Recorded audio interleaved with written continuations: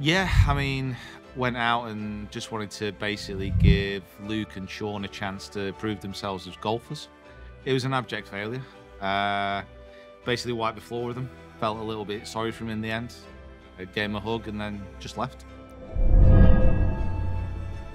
Maybe 15, 16, that's when I really started to commit to hitting a ball around the field and regretted it ever since. But here we are. I was coaching at a driving range and absolutely hated going to speak to people to try and pump myself out for lessons. I found it incredibly cringy. And there was one guy who was, Rick Shields, who was basically at the same driving range, who was making videos and people were coming in for lessons off the back of that. And I thought, well, it's a great way to advertise myself as a coach. It started to get a little bit of traction. And yeah, from that point, I've never really looked back.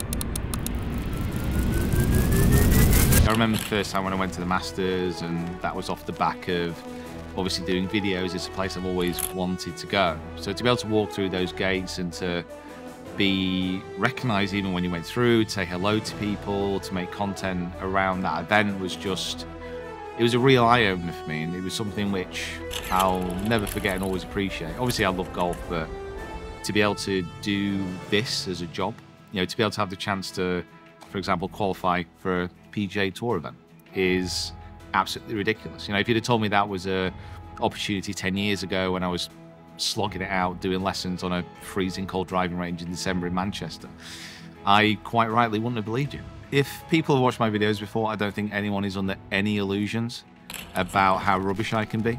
So I think on a scale of 1 to 10, I'd give myself a solid 3.5. So imagine throwing every little bit of waste that you've ever accumulated in your life into a cargo ship, sending it out to sea, firing a rocket at it, seeing it all go up in flames. That's my long game right now. And at the moment, it's just on the horizon, burning itself, sinking down to the depths. That's probably where I'm at. At the end of the day, with this event, with this kind of microcosm of what's going on here, you need one good round and then 2 more decent rounds. And you could make the PGA Tour event and could put yourself on a pedestal and a different kind of positioning within the game that like we've never had before. I'm just gonna go in there with absolutely no pressure on me, because every fairway and every green hit is just gonna be the most wonderful surprise. And I am putting pretty well.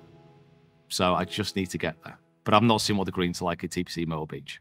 I might actually poo my pants when I get there, so we'll see.